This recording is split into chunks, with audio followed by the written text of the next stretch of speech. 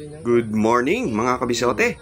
Halika, samahan niyo akong mulit maglalamos na naman tayo ng mga sangkap para sa ating simpleng pananghalian. Yan, meron po tayo ditong itlogan ng manok. I-adobo po natin to mga kabisote. Pakuluan lang po natin ang laman loob ng manok sa toyo, suka, bawang, laurel at paminta. Naiba po ang venue ng lutuan natin ngayon mga kabisote. Ang cute naman ni kuya. Kasing yummy ng ulam natin ngayon mga kabisote. Kapag malambot-lambot na, iset aside natin ang ating mga laman loob ng manok. At maggigisa naman tayo ngayon dito. Simulan natin sa bawang. Yan.